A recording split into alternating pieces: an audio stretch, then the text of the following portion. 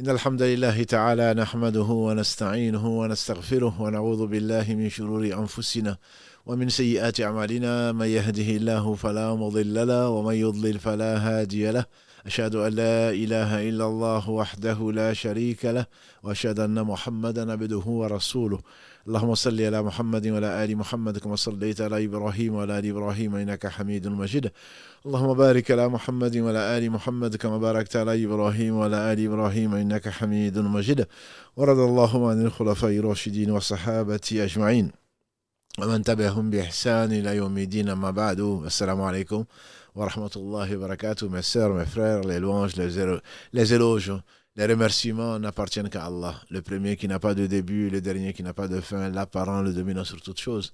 Nous le louons, nous revenons vers lui repentants, nous lui demandons protection contre les conséquences de nos péchés et les tendances de l'âme. Celui qui Allah guide, nul ne saurait l'égarer. Celui qui est privé de sa guidée, nul ne saurait lui montrer le droit chemin. J'atteste donc qu'il est le seul digne d'adoration. J'atteste la véracité de l'exemplarité de la prophétie de Mohammed Ibn Abdillah, qu'Allah bénisse ce prophète, sa famille, ses compagnons et tous ceux qui les auront suivis dans le droit chemin, nous fassent l'honneur d'en faire partie. Donc, bienvenue dans ce jardin parmi les jardins du paradis, je veux nommer les jardins du rappel d'Allah subhanahu wa ta'ala, compagnie avec laquelle on n'est pas malheureux. On n'est pas malheureux. Allah ordonne de se souvenir de lui parce qu'il nous a évoqués et lui, il nous remercie là. Adhkuruni adhkurukum. Fadhkuruni adhkuru. Allah ordonne donc de se rappeler de lui grâce à lui et Allah il ne nous a jamais oublié, Allah va nous évoquer, on dit dans un cercle meilleur qui est le cercle des anges rapprochés. Et la compagnie d'Allah certainement suffit. La compagnie d'Allah suffit. Et donc, nos remerciements renouvelés, Karim et moi-même, pour le mardi et les 4 qu'on espère, Inch'Allah, tous retrouver le samedi prochain. Et donc, nous vous remercions pour votre confiance, pour votre fidélité et qu'Allah nous fasse profiter de notre temps et profiter de ce qu'il va nous enseigner. Donc, nous sommes dans presque la fin de la série de ce bas monde. Ce bas monde, comme on l'a dit, ce n'est que temporaire, éphémère. Ce bas monde est un lieu que l'on doit traverser. Et on prie Allah subhanahu wa ta'ala de nous y accompagner pour ne pas se perdre. C'est pour cela qu'il a tracé le droit chemin. Et il en a agréé certains, d'autres ont couru sa colère et d'autres se sont complètement égarés. C'est bien sûr c'est dans ce bas monde-là. Sa sagesse l'a dicté. Sa toute-puissance l'a réalisé. Et sa science, bien entendu, a embrassé toutes choses. Donc aujourd'hui, après nous avoir donné, déverser sa miséricorde au travers de l'envoi des messagers, qu'Allah les bénisse, au travers de la descente des livres que dans le Coran qu'il a préservé. Allah nous a donné les provisions et la semaine dernière on a vu les montures pour traverser ce monde sans donc nous perdre. Et aujourd'hui, Inch'Allah, on va voir quels sont les meilleurs comportements à adopter. En effet, c'est le comportement qui est le plus important. Il y a des caractères. Le caractère est différent du comportement. Le caractère, c'est ce que souvent, c'est inné. Allah te le donne. C'est plus facile à quelqu'un d'être patient que d'autres. Bien que le prophète sallallahu nous a dit, la patience se cultive. As-sabr bitasabbur. C'est-à-dire que la patience, c'est en faisant preuve de patience. C'est comme ça qu'Allah subhanahu wa ta'ala nous éduque. Et donc, certains ont tendance à sourire, d'autres pas. Certains sont courageux, d'autres un peu moins. Etc., etc. Donc, bien entendu, l'inné, c'est ça le caractère. Et ensuite, on s'efforce, grâce à Allah, de tendre vers le meilleur caractère qu'il a donné à son prophète sallallahu alayhi wa sallam dans la sourate Al-Qalam, sourate donc 68, verset 4. Wa innaka ala khuluqin azim. Tu es certes pétri d'un noble caractère. Tu es certes pétri d'un noble caractère. Il dit dans la sourate 33 Al-Ahzab, verset 21, laqad kana lakum fi rasulillahi uswatun hasana liman kana yarju Allah wal yawm al-akhir wa dhakara Allah kathira. Vous avez dans le messager d'Allah un très bel exemple. Pour celui qui croit en Allah au jour du jugement dernier, se rappelle souvent Allah. Donc, et il a dit alayhi salatu wassalam dans ce hadith, il a dit alayhi salatu wassalam innama bu'ithu li'atimma makharim al-akhlaq. Je n'étais en réalité envoyé que pour parfaire le bon comportement. Je n'ai été envoyé en réalité que pour parfaire le bon comportement. C'est pour dire donc que ce comportement est très important. Comportement bien entendu dans ce bas monde. Et il a dit également, sallallahu alayhi wa sallam, rien ne remplit plus, n'est plus lourd dans la balance au jour du jugement dernier que husnul khuluq, que le bon comportement. Rien ne pèse dans la balance plus lourdement que le bon comportement. Il a également dit, alayhi salatu wa salam, les gens que j'aime le plus,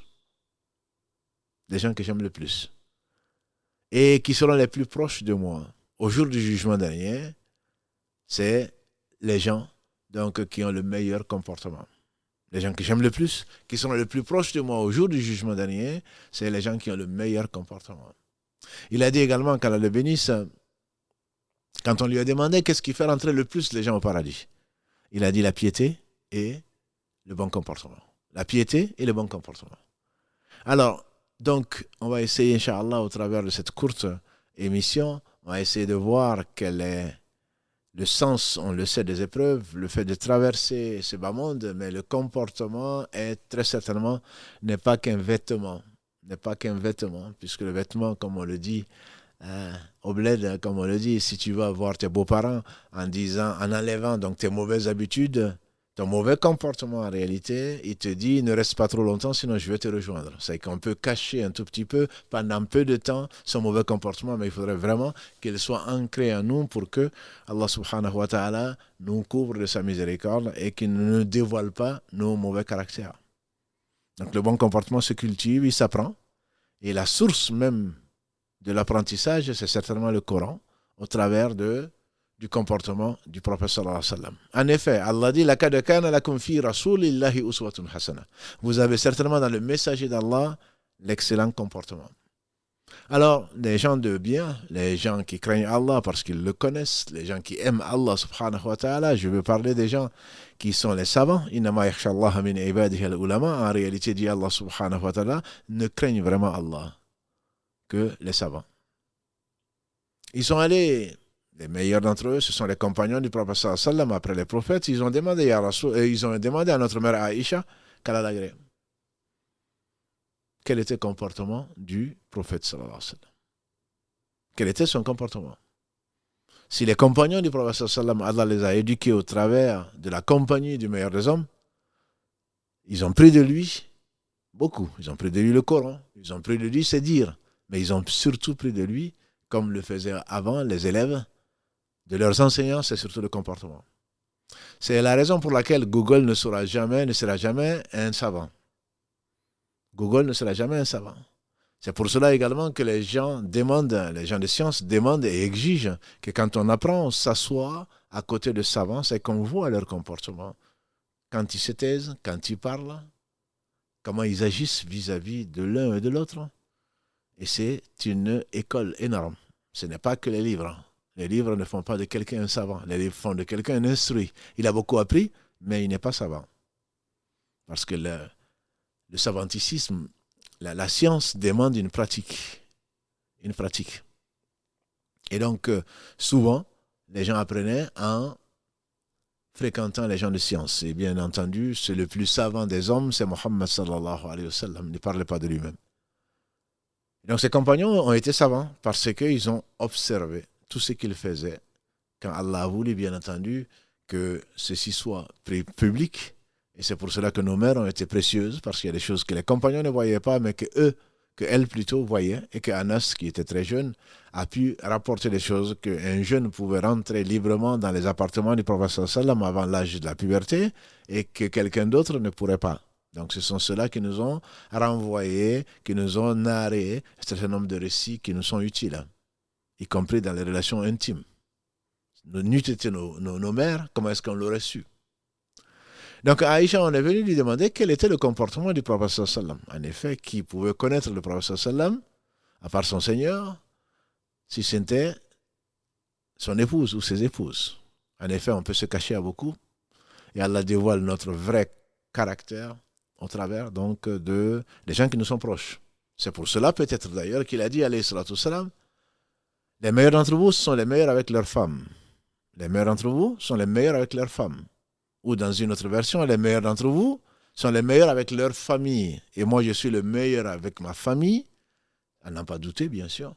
Donc, les meilleurs d'entre nous, ce ne sont pas forcément ceux dont on vante, dont on fait l'éloge à l'extérieur, mais c'est vraiment ceux qui se comportent le mieux avec les gens par qui ils sont éprouvés beaucoup plus de temps qu'avec les autres. Supporter un peu dans une mosquée, dans une assemblée, je dirais, on sait que c'est temporaire et on fait peut-être preuve de patience, mais supporter des personnes ou que les personnes te supportent dans n'importe quel état, que tu sois content ou pas, que tu sois triste ou pas, que tu sois en colère ou pas, ces personnes te connaissent effectivement. Allah seul sait qui tu es, mais ces personnes te connaissent. C'est pour cela qu'il est bon de demander conseil aux gens qui connaissent les gens, notamment pour le mariage et pour les affaires, etc. Parce qu'on peut avoir un look, une apparence très belle, mais en réalité, le fond, Allah seul le sait et parfois, il le dévoile. Il dévoile aux gens qui sont les plus proches. Donc, pour revenir à notre hadith, on a été demandé à notre mère Aïcha Kalalagré quel était le comportement du prophète sallallahu alayhi wa sallam, son époux. Elle a dit c'était le Coran. Son comportement, c'était le Coran. N'as-tu pas lu la parole d'Allah subhanahu wa ta'ala wa innaka la'ala khuluqin azim. Certes, tu es pétri d'un excellent comportement. Et donc, chaque fois, disent les savants, que le Coran ordonnait une chose, il était le premier à le faire. Chaque fois que le Coran interdisait une chose, il était le premier, bien sûr, à l'abandonner, à s'en éloigner. Donc, c'est sans compter le caractère que Allah lui a donné de bonté, de gentillesse, de fidélité, de confiance, de courage, et tout ce que l'on peut espérer, la somme des nobles caractères qu'Allah a donné aux hommes, il l'a concentré dans le meilleur d'entre eux, Muhammad sallallahu alayhi wa sallam, celui qui priait pour ses ennemis. Celui qui priait pour ses ennemis, il n'a été envoyé que comme miséricorde pour les univers. Et donc, quand cette vie, nous la traversons, et nous la traverserons, et nous atteindrons le but, à un moment ou à un autre, nous serons tous morts. Innaka mayitun wa innahum mayitun, dit Allah subhanahu wa ta'ala à son messager sallallahu alayhi wa sallam dans la sourate Az-Zumar, dans la sourate donc 39. Te voilà mort, ya Muhammad, et aussi sont morts. Et ensuite, au jour de la résurrection, Allah va trancher les différends. Et donc, quand on traverse donc ce monde, on est venu trouver des gens. Et on partira probablement entre les mains des gens. Et donc, on a des épreuves. C'est le fait donc de fréquenter des gens que l'on a choisis ou qu'on n'a pas choisis. Qu'on a choisi ou qu'on n'a pas choisi. C'est pour cela que ces gens sont de différents caractères, qui ont différents comportements. On espère et on veut et on souhaite fréquenter des gens qui ont de bons caractères, mais parfois on tombe sur des gens qui sont rugueux, des bédouins, je dirais, de ce siècle-là, des nomades encore. Eux, c'était une caractéristique. Quant à nous, souvent on est des bédouins sans le savoir, c'est-à-dire des gens qui ont une éducation qui n'est pas complète, en tout cas qui n'est pas la meilleure. Le comportement, donc Allah qui n'a besoin de rien, il a donné à chacun des droits. On ne choisit pas son père.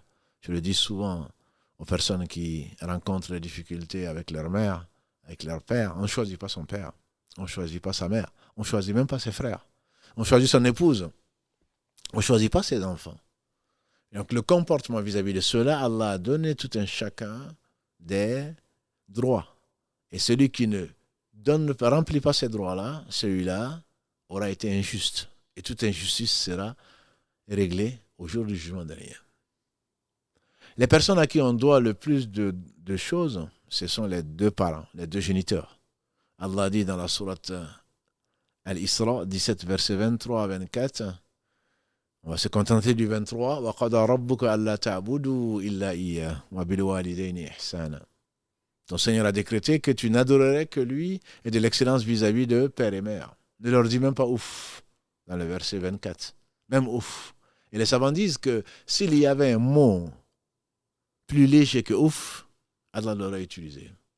Et en effet, les linguistes arabes, ils ont cherché à voir quel est le mot en arabe le plus léger. Ce n'est pas alif, même si c'est la première lettre. Ce n'est même pas ba. Ils ont dit c'est ouf. Il n'y a pas de mot plus léger en arabe que ouf. Allah dit ne leur dit même pas ouf. C'est difficile, effectivement, sauf pour celui à qui Allah a la facilité. certains pères sont très durs, très injustes, qu'Allah leur fasse miséricorde. Certaines mères sont injustes, ô combien injustes, notamment entre les enfants. Certains sont extrêmement durs. Tu ne les choisis pas et pourtant Allah t'éprouve. Mais rappelle-toi mon frère, rappelle-toi ma soeur, que le père d'Abraham, l'un des 2 meilleurs hommes que la terre a portés, le père d'Abraham, il est en enfer. Et pourtant, donc tu ne seras pas responsable. Abraham n'est pas responsable. Il a appelé son père matin, midi et soir de la meilleure façon. Il a abattu, oh mon cher père, malgré sa désobéissance, malgré son injustice la plus profonde, en fabriquant des idoles, en donnant des égos à Allah subhanahu wa ta'ala, il a quand même bien agi vis-à-vis de lui. Ça, c'est le comportement. Ça, c'est pas le caractère. C'est le comportement. Ce comportement est basé sur quoi? Sur le caractère, sur la connaissance d'Allah subhanahu wa ta'ala, qui est cette science qui fait partie de ce qu'Allah lui a donné, que Allah lui a enseigné, et Allah l'a créé donc dans la meilleure des formes. Il était patient, il était doux, il était bienveillant. Tout ceci, Allah lui a donné, et ensuite Allah lui a rajouté ce qui complète tout ça, la science et la piété.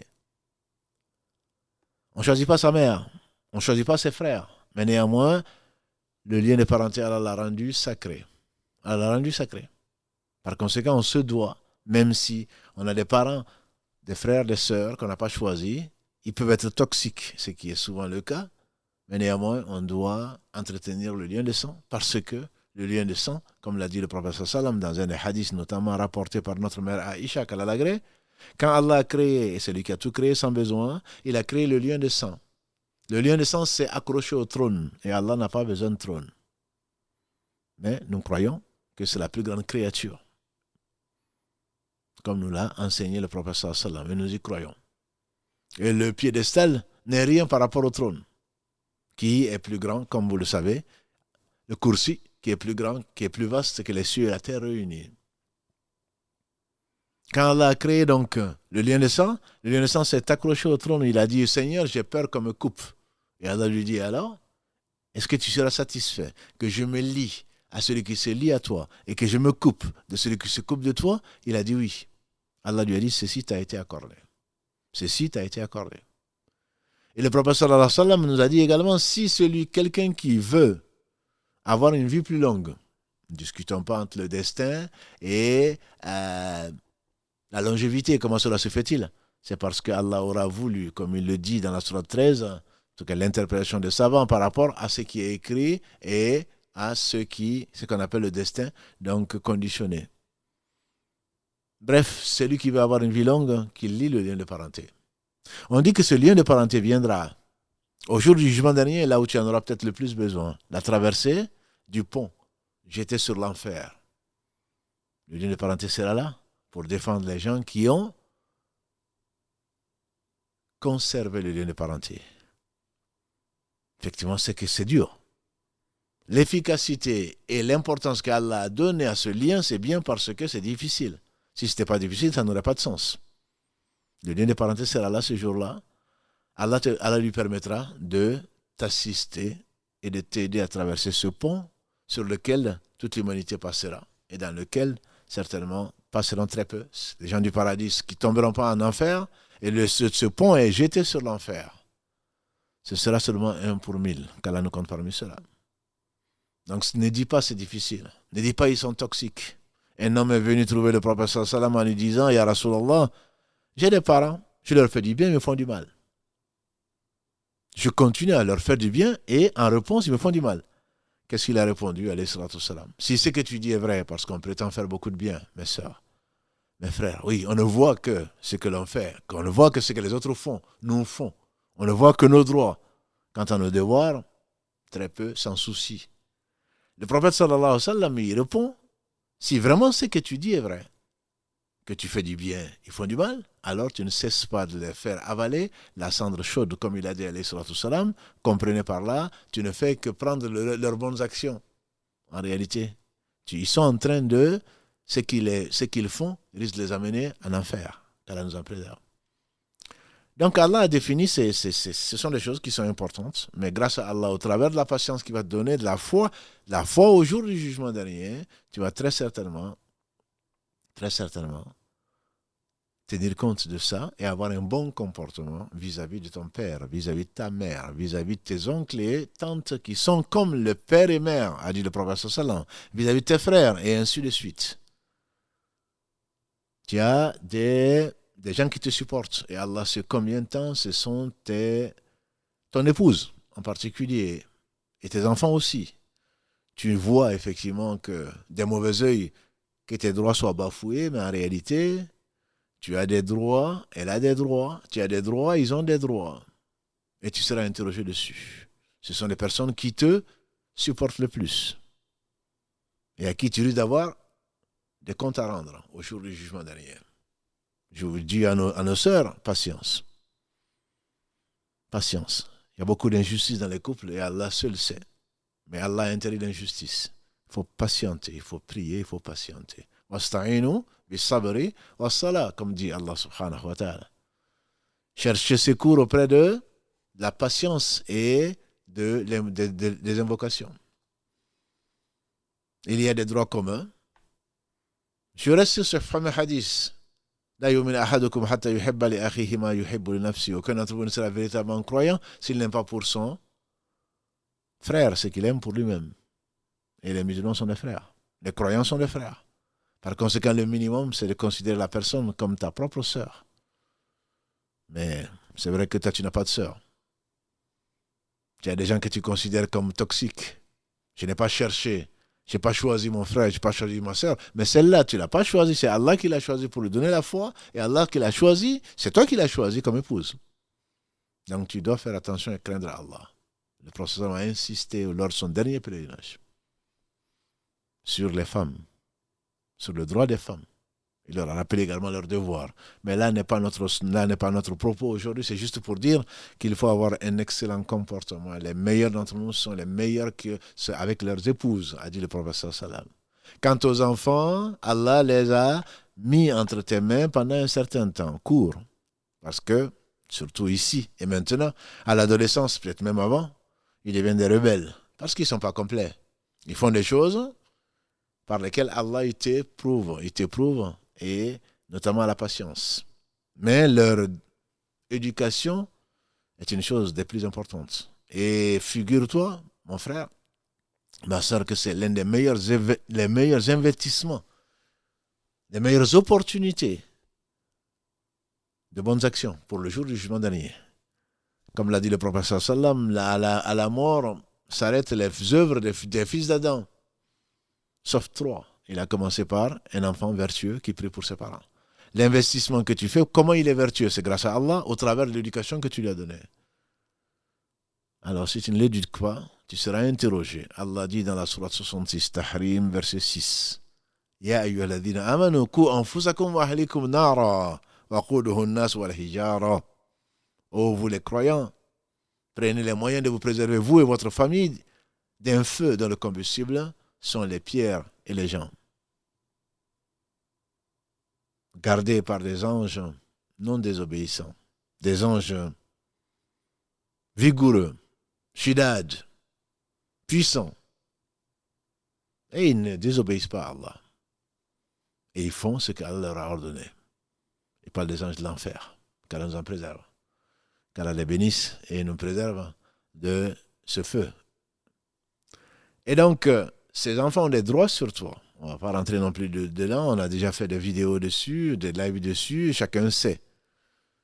Chacun sait, mais c'est l'un des meilleurs investissements que tu puisses avoir. C'est d'éduquer, laisser derrière toi des enfants qui sont de bons citoyens, des enfants qui respectent eux-mêmes, qui respectent les autres, des enfants qui prient pour leurs parents. Tu as quelqu'un qui est éprouvé, qui t'éprouve beaucoup, ce sont tes voisins. Tes voisins sont des gens qui ont choisi, ou pas, de vivre à tes côtés.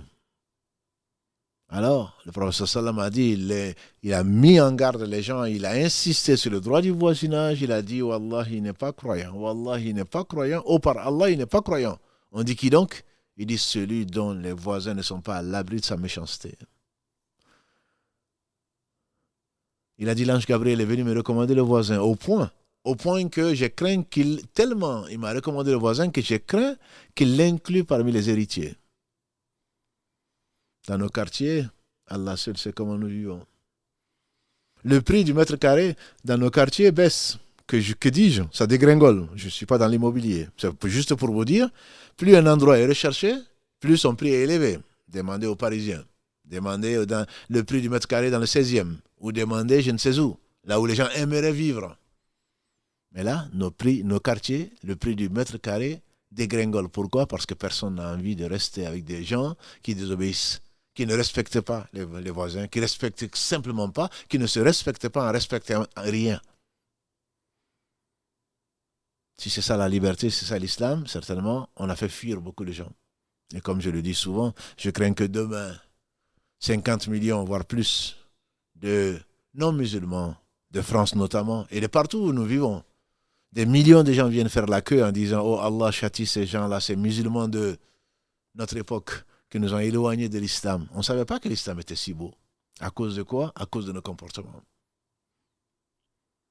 Des gens que l'on fréquente, pour ne pas rester dans ce que vous connaissez, les gens que nous fréquentons sont des gens parfois, au gré du voyage vers l'au-delà, vers Allah, dont on n'a pas du tout prévu. C'est juste pour un moment, quand on se rappelle que ce bas monde même est éphémère.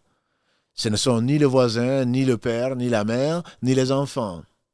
C'est un musulman lambda que l'on rencontre peut-être une seule fois dans sa vie, dans une mosquée ou dans la rue.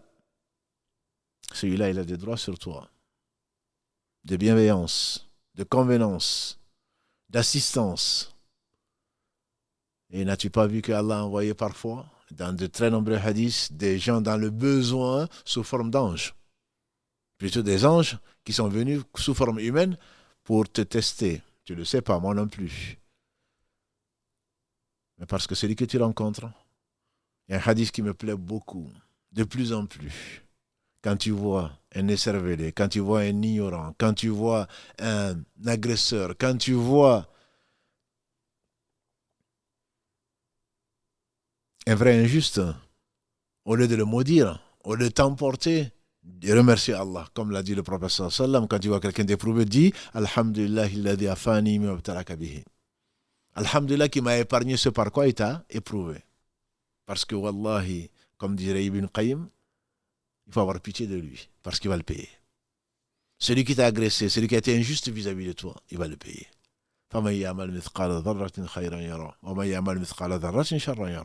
Celui qui a fait le bien du poids d'un atome le verra, celui qui a fait le mal du poids d'un atome le verra.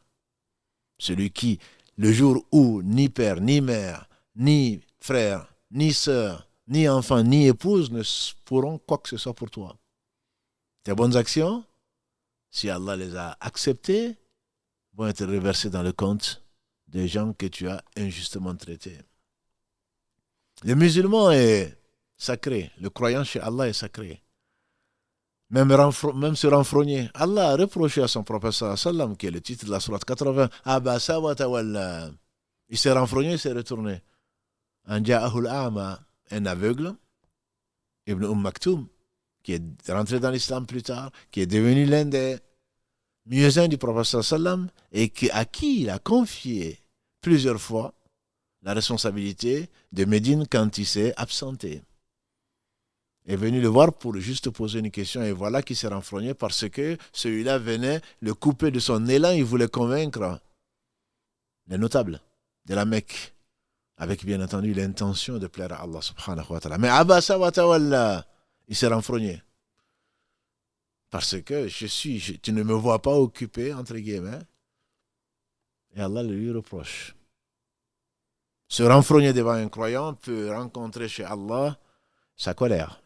Abu Bakr Siddiq parlait à deux compagnons qui étaient pauvres et qui sont partis. Le prophète l'a appelé et dit à Abu Bakr, peut-être que tes deux frères se sont fâchés. Et s'ils se sont fâchés, peut-être qu'Allah s'est fâché contre toi. Il a couru, je l'imagine. Il a couru, il a été retrouvé. Mes frères, est-ce que si vous êtes fâchés? Ils ont dit non. Allah et qu'Allah nous pardonne. Non, ce n'est même pas notre souci. Mais qui se fâche, hein? La vérité est dure à entendre. Hein? Moi, je lui dis la vérité. Le prophète un jour meilleur qu'aujourd'hui s'est accroché à la Kaaba. Il a dit, oh que tu es belle, oh que tu es sacrée, oh que tu sens bon. Mais l'honneur du croyant chez Allah, la place du croyant chez Allah est plus grande que toi, que la sacralité de la Kaaba, le meilleur lieu sur la terre. Donc soyons abordables, soyons bienveillants. Celui que tu repousses n'est peut-être pas le pire entre toi.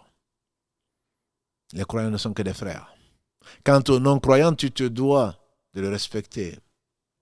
Tant qu'il ne te déclare pas la guerre, tant qu'il ne déclare pas la guerre à ta religion, tant qu'il ne porte pas préjudice à ce que tu as de plus cher. Et même là, tu dis salam à celui qui veut s'attaquer à toi. À cause de ta religion, il s'attaque à Allah. Et Allah a défendu son prophète sallam, Allah n'a pas besoin de lui. Il n'a besoin de personne pour défendre. Celui qui a envoyé son messager avec la guidée et la vraie religion. N'en déplaise à qui? Aux polythéistes. Hein? Donc Allah n'a pas besoin de toi pour défendre sa religion. Quand ils ont voulu l'assassiner, ils pensaient même l'avoir assassiné à Uhud, ses compagnons lui disent Ya Rasulallah, maudit les Quraysh. Il a dit Allahumma aghfir qawmi fa innahum la ya'lamun. Oh Allah, pardonne à mon peuple parce qu'ils ne savent pas. Ibn Qayyim disait, il y a dans cela 4 comportements d'excellence. Il demande pardon pour Allah. Il demande pardon à Allah pour sa communauté. C'est que lui-même, il a pardonné. Comment tu veux demander pardon à Allah? C'est ce que je conseille à mes frères et à mes sœurs. Demander pardon à Allah pour les mauvais agissements des injustes. Parce qu'Allah va te remplacer. Cette demande de pardon, il va te chasser la haine, il va la remplacer par la foi. Il va t'élever en degré. Personne n'a dit, le prophète ne s'est rabaissé pour Allah. Je dis bien pour Allah, sans que Allah ne l'élève en degré. Ah, il ne sait pas qui je suis. Tu n'as pas vu ce qu'il a fait. Allah l'a vu. Alam ya'lam bi anna Allah yara. Surat 96 qui est descendu sur Abu Jahl, qui a voulu asphyxier le prophète sallam alors qu'il était dans le sujoud à la Kaaba. Allah lui dit, est-ce que il ne sait pas que Allah voit? Allah voit. Alam ya'lam bi anna Allah yara. Ne t'en fais pas. Allah tient compte de toutes choses. Il sait toutes choses.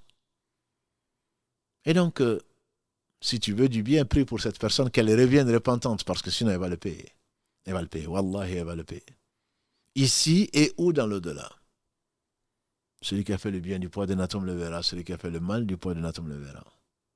Alors, si tu arrives encore, comme disait Ibn Qayyim, donc dans ce Allahumma aghfir qawmi fa innahum la ya'lamun, il a donc pardonné pour pouvoir demander à Allah de pardonner. Pardonne à tes ennemis. Pardonne à tes ennemis et tu verras. Et tu verras que la haine que tu as dans ton cœur, qui est incompatible avec la foi, jamais la haine et la foi n'ont coexisté. La haine que tu as, Allah va le remplacer par la joie, la saveur de la foi. Parce que tu as aimé pour Allah, tu as détesté pour Allah. Tu as aimé Allah, tu as aimé son messager. Alors très certainement, Allah va te le remplacer dans ton cœur. Et la véritable foi conduit au bonheur véritable. Pas la somme d'argent et de villas et de pouvoir, non. La véritable richesse, a dit le prophète sallam, c'est la richesse du cœur. Et donc le prophète sallam demande à Allah de pardonner à son peuple parce qu'ils ne savent pas. Il dit non, il dit mon peuple, il fait partie de moi. C'est mon frère en fait. Et il justifie. Il leur trouve une excuse parce qu'ils ne savent pas. Et je confirme qu'ils ne savent pas. Parce que si vraiment ils savaient, l'injuste n'aura jamais fait une injustice. Notre Seigneur et le sien lui dit, dans le hadith Qudsi rapporté par Abu Dhar, consigné par l'imam Muslim, Ya ibadi, inni haramtu dhulma ala nafsi, wa ja'altuhu baynakum muharrama fala tadhalamu. Ce hadith Qudsi dit aux mes serviteurs, je me suis interdit l'injustice, je l'ai rendu interdite entre vous, ne vous faites pas injustice. Et donc Allah, sa parole est vraie, sa promesse est vraie, elle va se réaliser. Par conséquent, tu dois avoir pitié de cet homme, de cette femme qui t'a agressé, qui t'a calomnié, qui a médit sur ton compte. Shaitan, il t'amène, bien sûr, la haine dans le cœur, dépasse-la grâce à Allah subhanahu et pour Allah. Allah va te le remplacer par mieux. Je n'ai pas trouvé meilleur remède à cette haine que l'amour d'Allah qui t'amène à prier pour la personne. Et Allah va te mettre un ange en te disant ainsi qu'à toi aussi. Et d'ailleurs, le prophète sallallahu alayhi wa sallam, Allah le lui ordonne dans son livre, noble livre. Allah dit, dans la sourate Al-Imran 3, verset 159. C'est grâce à Allah, au travers de ton bon comportement, que tu les as rassemblés. Et ensuite, Allah lui dit, à la fin de ce verset-là, Fa'afu anhum, wastaghfir lahum, wa shawirhum fil amr. Linta lahum, tu as été doux avec eux. C'est une faveur d'Allah. Que tu as été doux avec eux, avec tes compagnons, avec les gens que tu as rencontrés. Et qu'est-ce qu'Allah lui ordonne? Fa'afu anhum. Pour ceux qui t'ont fait, pardonne-le. Fa'afu anhum. Pour ceux qui t'ont fait, pardonne-le. Wastaghfir lahum. Pour ceux qui ont pris du droit d'Allah subhanahu wa ta'ala, demande pardon à Allah de leur pardonner, parce que s'ils demandent à Allah de leur pardonner, Allah va leur pardonner. Non seulement tu as pardonné ce qu'ils t'ont fait, fa'afu anhum, efface-le, ce qu'ils t'ont fait parce qu'ils sont ignorants. Demande pardon pour eux. Non seulement tu leur as pardonné, mais tu as demandé pardon pour eux. Et qu'est-ce que dit Allah ensuite? Wa shawirhum fil amr. Et demande leur avis. Demande leur avis dans l'affaire. Et quand tu as pris la décision, alors mets la confiance en Allah. Demande conseil. Ad-dinu nasiha, comme qala sallallahu alayhi wa sallam. Ad-dinu an-nasiha. C'est l'un des 40 parmi les 40 hadiths de l'imam al-Nawawi, rapporté et remontant jusqu'au prophète sallallahu alayhi wa sallam. Ad-dinu, et tu veux connaître la religion? Toute la religion, c'est la loyauté, on traduirait nasiha, ou c'est le bon conseil. On dit l'iman, ya Rasulallah, à qui? La loyauté vis-à-vis de qui? Il a dit lillahi. La loyauté vis-à-vis d'Allah. La loyauté vis-à-vis de son livre. La loyauté vis-à-vis des dirigeants. Et comme vis-à-vis d'Allah, de son livre, de son messager. La loyauté vis-à-vis des dirigeants et du musulman, lambda. Wa amatuhum. Ainsi que le musulman en général. Et Allah dit, wa shawirhum fil amr. Demande-leur, consulte-leur dans leurs affaires. Avant de prendre une décision. Pourquoi? Parce que c'est que peut-être certains de mes frères n'ont pas compris. Certaines sœurs surtout n'ont pas compris. Quand on te demande de demander permission pour sortir pour ceci, c'est pas parce que tu es moins que rien. C'est pas parce que l'homme il est meilleur que toi. Non, parce que quand tu demandes à quelqu'un, est-ce que je peux sortir? Comment est-ce que la personne peut dire non? Elle se prend pour qui? Si tu avais voulu, tu l'aurais désobéi. Si tu avais voulu, tu aurais fait ce que tu voulais. C'est un signe. Allah demande à son prophète de consulter ses compagnons, lui qui est prophète, alayhi salatu wassalam. Ça t'amène à l'humilité. Ça t'amène à connaître, à savoir qu'Allah met là où c'est qu'il veut, là où il veut. Tu ne sais pas tout. Demander conseil à qui que ce soit, ça ne peut être que du bien. Mais c'est toi qui seras responsable. Quand tu as pris une décision, à ce moment, mets ta confiance en Allah. Pour ceux qui disent, demande la permission à ta femme et demande plutôt l'avis de ta femme et fais le contraire. Ils n'ont rien compris. Mais vraiment rien compris de l'islam.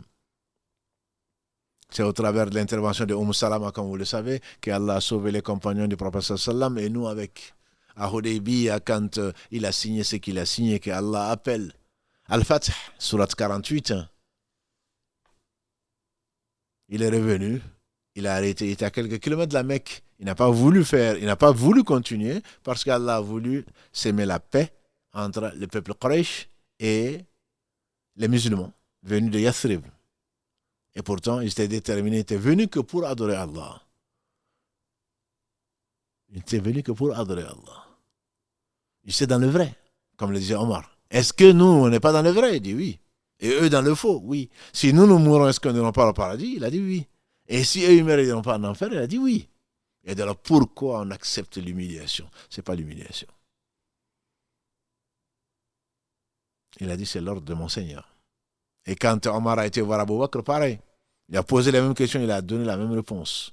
Le prophète sallam est rentré donc dans la tente, il a dit, Ya Salama, ton peuple va être détruit, ils ont désobéi au messager. Ton peuple, c'est-à-dire les gens qui sont les croyants, ils vont être détruits. Parce que celui qui désobéit au messager, certainement il ne peut attendre d'autre chose d'Allah que son courroux. Et personne ne peut supporter sa colère. Elle lui dit, Ya Rasulallah, et si tu appelais ton coiffeur, entre guillemets, pour te raser la tête?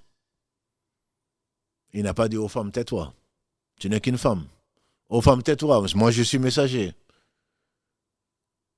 Et il est sorti, il a écouté. Il n'a pas fini de se faire raser les cheveux de la tête que les compagnons sont mis les uns et les autres ensemble parce que l'exemple pratique est bien plus édifiant. Quand on a vu le prophète on est en train de lui raser les cheveux de la tête, ils ont alors compris que c'était vraiment sérieux. C'était pas seulement... Non, mais c'est sérieux. Qu'est-ce qu'on peut voir? Vous avez certainement dans les messagers d'Allah le meilleur exemple. Pour qui? Pour celui qui croit en Allah, croit au jour du jugement dernier et se rappelle souvent Allah.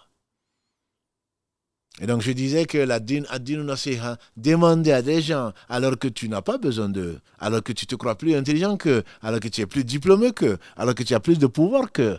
Quand tu demandes à quelqu'un, tu le prends.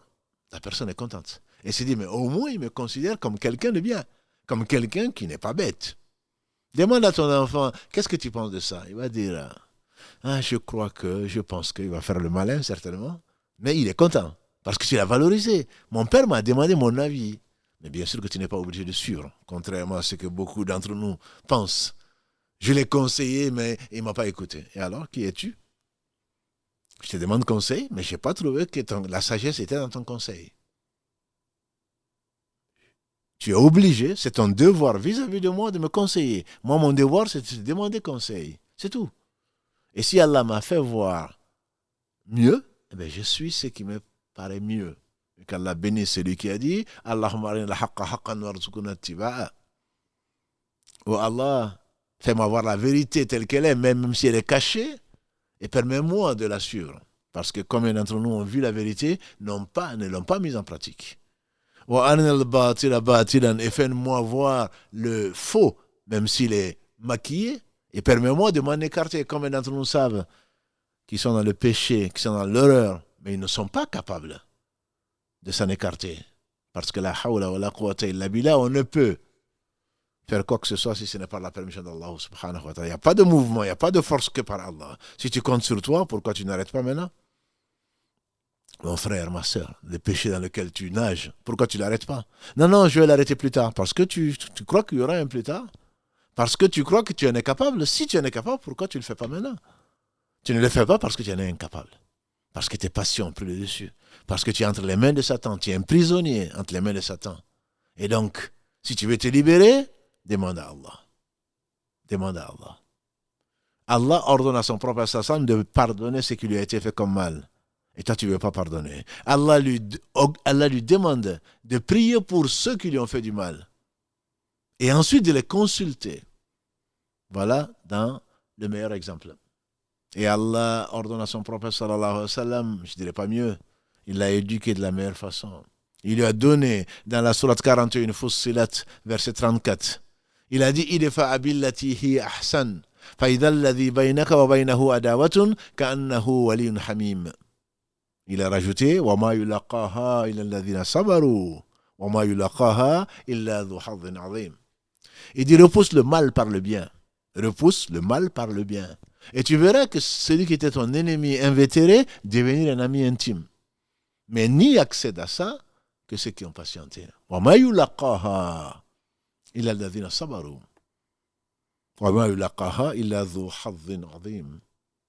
Et n'arrive à ce stade de repousser, de faire du bien pour le mal qu'on te fait, que les gens d'une force déterminante que Allah subhanahu wa ta'ala a choisi. Donc voilà comment il faut se comporter vis-à-vis de celui qui te fait du mal. Et s'il le savait, il ne le ferait pas. Et un autre comportement que notre Seigneur subhanahu wa ta'ala, le parfait dans son être, dans ses noms et attributs et dans tous ses actes, le sage par essence, par excellence, l'omniscient, le miséricordieux, il ordonne à son prophète sallallahu alayhi wa sallam dans la sourate A'raf, sourate 7, verset 199. Khudh al-af wa'amur bil-urf wa'arid an-jahilin. Ibn Taymiyyah, quand il fasse miséricorde, on lui fait dire que c'est le meilleur. Il n'a pas trouvé un verset aussi concentré sur l'éducation, sur le bon comportement que celui-là. Khudh al-af. Allah s'adresse à son prophète, mais en réalité, il s'adresse à nous aussi. Il y a des versets qui ne concernent que lui, Il y a des versets qui concernent lui et sa communauté, plutôt sa communauté d'ailleurs. Khudh al-af, c'est-à-dire accepte le raisonnable, on dit. Khudh al-af wa'amur bil-urf, ordonne le convenable, wa'arid al-jahilin, et éloigne-toi des ignorants. Les savants disent que khudh al-af, c'est-à-dire accepte ce qu'on te donne. Accepte ce qui est facile. Toi, tu exiges des gens qui soient comme toi. Tu exiges des gens qui donnent ce que toi, tu aurais donné. En réalité, tu ne l'aurais même pas donné. On te donne 10 euros, toi, tu es peut-être incapable de donner 1 euro. Mais que ça, l'avidité qui a fait sortir notre père Adam du paradis, que ça. Mais c'est déjà beaucoup. Accepte ce que les gens peuvent donner. S'il ne t'a donné que 10 euros, s'il ne t'a donné que ça, c'est ce qu'il peut, ce qui lui a été facilité. Il aurait dû peut-être pour toi te donner plus. J'en ai besoin de plus. Mais comme Allah subhanahu wa ta'ala le dit, dans la sourate 14 Ibrahim, verset 7, Ta'adhana rabbukum, la in shakartum, la azidannakum. Allah dit dans cette sourate 14, quand ton Seigneur a proclamé, si vous me remerciez, je vous en rajoute. Qu'est-ce qui va te remplir le ventre, le cœur, l'âme, si ce n'est la mort, avec la poussière de la tombe, si tant est-il que la poussière puisse rentrer dans un cercueil, qu'est-ce qui va te remplir? L'homme est avide. C'est l'une des 3 sources de tous les péchés, disait Ibn Qayyim. Quand le prophète sallam a dit, quand l'homme a une vallée d'or, il va vouloir une autre vallée d'or. On est avide. On te donne une chose, accepte ça. La personne te propose une aide, il m'a proposé que ça. Il ne m'a donné que ça. Accepte-le. Khudh al-af. Le af, ici, ça peut être le pardon, c'est pas la bonne traduction, disent les savants, c'est ce qui est facile à faire. Afou, c'est quelque chose qui est facile. Accepte ce qu'on te donne. Wa'amur bil-urf, et ordonne de la meilleure façon le convenable. C'est que tout le monde va être d'accord avec. Tu es en train de voler, c'est pas bien. Fais ceci, c'est bien pour toi. Et réconcilie-toi avec ton mari. Et réconcilie-toi avec tes parents. Ce n'est pas grave. Ordonne-le. La personne, elle attend. Combien de fois on nous demande? Mon mari, il est insupportable. Il fait ceci, ceci et cela. Qu'est-ce que vous me conseillez? J'ai envie de divorcer. Je vous assure, mes sœurs et frères, quand tu réponds à la personne, non, patiente. Patiente et prie Allah. Et on te répond presque automatiquement, barakallahu fik. Tu m'as donné un bon conseil. C'est que je n'ai pas envie de divorcer, en fait. Si je viens te consulter, c'est que je n'ai pas envie de divorcer. Autrement, j'aurais été directement au tribunal. Si je te demande conseil, c'est que tu me retiennes. S'il te plaît, ne le fais pas. S'il te plaît, ne le fais pas. Sabali. Sabra. Tu es capable de divorcer, mais ne le fais pas. Peut-être qu'il va changer. C'est ce que tu espères. Donc, ordonne à la personne patiente. Sois bon, repousse le mal par le bien que tu vas faire. Laisse passer. C'est la force de caractère. C'est ce que Allah aime. Wa'amur bil-urf wa'arid al-jahilin, quant à l'ignorant qui ne veut rien comprendre, disent les savants, tu l'ignores. C'est le cas de le dire. Ignore l'ignorant. Wa'arid, c'est laisser de côté. Ne rentre pas dans cette réactivité que nous faisons souvent. Il a fait ça, j'ai fait ça. Il a fait ça, j'ai fait ça. Tu n'as pas vu ce qu'il a fait, donc je fais ça. Non, il n'y a pas de donc dedans. L'ignorant, il ne sait pas. Wallahi, s'il savait, il n'aurait pas fait. C'est parce qu'il est ignorant.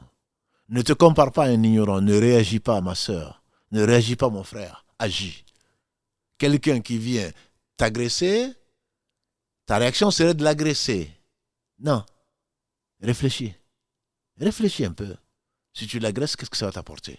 Allah dit dans la sourate 16, sourate Al-Nahl, sourate les abeilles, verset 125, 126. وَإِنْ أَعْقَبَتُمْ فَآخِبُوا بِمِثْلِ مَا أُوقِبْتُمْ بِهِ وَلَئِنْ صَبَرْتُمْ لَهُوَ خَيْرٌ لِلصَّابِرِينَ فَاصْبِرْ وَمَا صَبْرُكَ إِلَّا بِاللَّهِ وَلَا تَحْزَنْ عَلَيْهِمْ. C'est le dernier verset de la sourate 16, magnifique sourate comme toutes. Allah dit, وَإِنْ أَعْقَبَتُمْ, si vous voulez vous venger, فَآخِبُوا بِمِثْلِ مَا أُوقِبْتُمْ بِهِ, ne dépassez pas la limite. Vengez-vous comme le mal qui vous a été fait. Non, généralement, quand on te fait du tort, tu as tendance à faire 2 fois plus de tort pour que la personne comprenne. 3 fois, si tu peux même 10 fois. Mais le problème, c'est que tu as été 9 fois plus oppresseur. On t'a fait un tort et toi, tu as fait 2 fois plus de tort. Qui devient injuste, c'est toi. Il a fait ça, j'ai fait ça. Il m'a insulté, j'ai insulté ses parents. Il l'a mérité. Non, il ne t'a pas insulté tes parents. Il m'a donné une gifle, ce qui est interdit dans l'islam d'ailleurs. Et je lui en ai donné 2. Non. Allah n'accepte pas ça, c'est de l'injustice. Et donc, au lieu de chercher à te venger, Allah dit وَإِنْ عَقَبْتُمْ فَعَاقِبُوا بِمِثْلِ مَا عُوقِبْتُمْ بِهِ وَلَئِنْ صَبَرْتُمْ لَهُوَ خَيْرٌ لِلصَّابِرِينَ. Mais si vous patientez, c'est mieux pour les patients. إِنَّمَا يُوَفَّى الصَّابِرُونَ أَجْرَهُمْ بِغَيْرِ حِسَابٍ. Allah dit dans la sourate 39, verset 9, Allah récompense les patients sans compter, sans limite. Ce jour où Allah dira où sont les gens qui ont patienté par rapport au mal des gens, où sont les gens dont la récompense m'incombe à moi, Allah, tu te lèveras parce que tu as patienté, parce que Allah va te venger, à moins que la personne revienne vers Allah repentante. Ça, c'est le comportement du prophète sallallahu alayhi wa sallam. Tu n'es pas prophète, tu diras. C'est ce qu'on entend souvent. Oui, mais moi, je ne suis pas un compagnon du prophète sallallahu alayhi wa sallam. Oui, mais je ne suis pas la femme du prophète sallallahu alayhi wa sallam. Je ne suis pas une femme de compagnon. Pourquoi Allah les a fait venir avant nous? C'est pour nous donner des exemples. Autrement, Allah n'aurait pas dit لَقَدْ كَانَ لَكُمْ فِي رَسُولِ اللَّهِ صَلَّى اللَّهُ عَلَيْهِ وَسَلَّمَ أُسْوَةٌ حَسَنَةٌ. Vous avez dans le prophète, surat 33, verset 21, vous avez dans le prophète le meilleur exemple pour celui qui croit à Allah au jour du jugement dernier et qui se rappelle souvent Allah. Ne réagis pas, ma soeur, agis. Ne réagis pas, mon frère, agis. Pourquoi tu veux t'occuper de choses où tu n'as pas de maîtrise? Le comportement des uns et des autres que tu vas rencontrer, ça ne dépend pas de toi. Par contre, ton comportement, tu peux agir sur ton comportement. Alors agis. Ne réagis pas sur le comportement vis-à-vis du comportement des autres. Il a fait ça, je fais ça. Non. Et souvent, dans ce monde, mais tout le monde fait ça. Tout le monde fait ça. Le prophète sallam a dit, ne soyez pas comme des moutons de panurge. Quand les gens font du bien, tu le fais. Quand les gens font du mal, tu le fais. Non. Quand les gens font du bien, fais-le. Quand les gens font du mal, fais du bien. Voilà le croyant. Et même si tu es seul, ne crois pas, même si tu es seul. Le prophète sallallahu alayhi wa sallam nous a enseigné tout le bien que Allah lui a enseigné. Et il a dit, on m'a fait voir les communautés. On m'a fait voir les communautés. Il y a des prophètes qui avaient beaucoup, comme Moussa, sa communauté sera, des Banu Israël sera énorme. Celle de Mohammed, sa communauté sera énorme, car elle nous compte parmi celles-là. Et il y a des prophètes qui sont venus. Et on m'a fait voir des prophètes qui sont venus avec quelques-uns. Et un prophète qui n'est venu avec personne. Ne te base pas sur la quantité. Tu ne sais pas que la proportion des gens de l'enfer, au jour du jugement dernier, sera 999 sur 1000. Révise le verset 116, la sourate 6. Allah dit, si tu écoutais, si tu suivais plutôt, si tu suivais le chemin de la plupart des gens, ils t'auraient égaré. Ça, c'est une sunna d'Allah. Ne te base pas sur le fait que tout le monde fait, et je n'ai personne pour m'aider. Tu as Allah avec toi pour t'aider dans le bien. Ne t'arrête pas, mon frère, ne t'arrête pas, ma soeur, sur le chemin parce que tu n'as personne qui fait comme toi. Bada Islam gharib, Saoud gharib, kama bada, a dit le prophète sallam, hadith rapporté par l'imam Muslim. Tant par Abu Huraira, qu'elle a la que par Ibn Omar, qu'elle a la ainsi que son père. L'islam a commencé étrange ou étranger. Et il finira étrange, et il a rajouté, Toubu lil ghuraba, bienheureux seront les étrangers dans ce bas monde. N'attends pas tes compagnons. Cherche des compagnons qui sont les gens qui se rappellent souvent Allah, qui sont les savants qui t'enseignent, ou alors des élèves à qui tu enseignes. Là, tu auras gagné. On disait tout à l'heure, Karim à 9, ce hadith du prophète sallam rapporté par At-Tirmidhi, qu'il fasse miséricorde, il dit que c'est un bon hadith. Ala ad-dunya mal'unatun mal'unun ma fiha illa dhikrallahi wa ma wala wa aliman wa muta'alliman. N'est-ce pas que ce monde est maudit? Maudit, c'est qu'il contient, sauf le rappel d'Allah et ce qui peut lui être assimilé, l'enseignant et l'élève. Ce sont les seuls. Donc enseigne le peu que tu connais, ou alors apprends, parce que tu ne connais pas grand-chose. Si Moussa et Al-Khidr, leur science ne représente pas par rapport chez Allah, par rapport à la science d'Allah, pas plus que quelques gouttes d'eau que l'oiseau aurait pris dans l'étendue de la mer, que dire alors de nous? Et pourtant Moussa a parlé, Allah lui a parlé de vive voix. Et c'était un prophète, un messager, l'un des 5 meilleurs hommes que la terre a porté. Donc soyons humbles, soyons modestes, nous ne connaissons pas grand-chose. Alors apprends, c'est Allah qui va t'enseigner. Allama al-insana ma lam ya'lam, c'est le dernier verset 5 de la sourate 96 qui a été révélé au prophète sallam parmi les premiers versets, les 5 premiers versets qui ont été révélés. Iqra bismi rabbika alladhi khalaq, jusqu'à ce qu'ils disent Allama al-insana ma lam ya'lam, c'est Allah qui enseigne à l'homme ce qu'il ne savait pas. Donc ne sois pas un mouton de panurge. Ne t'arrête pas parce que personne ne fait du bien. L'islam a commencé minoritaire, on dira. L'islam a commencé étranger. Mais comment vous faites ça? Et pourquoi vous faites ça? Et nos ancêtres ne faisaient pas ça. Et comment se fait-il que, si tu sais que tu le tires d'une source, la meilleure, la révélation, la science avec un grand S, Allah a dit, le messager a dit, si tu sais que c'est vrai, si tu crois en cela, ne t'arrête pas. Les apparences ne les suis pas. Ne sois pas avec le groupe. Ne sois pas un mouton de panurge. Ne t'arrête pas pour attendre les gens. Les feuilles seront ramassées bientôt. En tout cas la tienne. Tu es dans un examen, on va te prendre la feuille et bientôt le gong va sonner. Et qu'Allah, subhanahu wa ta'ala, guérisse le frère auquel je pense qui a eu un accident et qui est à l'hôpital, priez pour lui. C'est son fils qui m'a dit, il a dit on est déjà dans les arrêts de jeu, vous qui aimez tant le football. L'arbitre a laissé les arrêts de jeu, les 90 minutes sont déjà terminées, mais tu ne sais pas toi quand est-ce que c'est terminé. On est dans les arrêts de jeu. D'un moment à un autre, on va rencontrer l'ange de la mort, même si tu penses que ça va être dans 100 ans. C'est ce que tu espères. Mais ce sera probablement mieux pour toi que ce soit plus tôt. Parce qu'Allah seul sait le mal qui nous attend ou le bien qu'il a mis subhanahu wa ta'ala pour nous en faire profiter. Donc le bon comportement, c'est ce qui est exigé. C'est qu'Allah a exigé de son propre sallam, c'est ce qu'il a voulu pour nous. Il a envoyé pour nous montrer le bon comportement, même vis-à-vis de ton ennemi.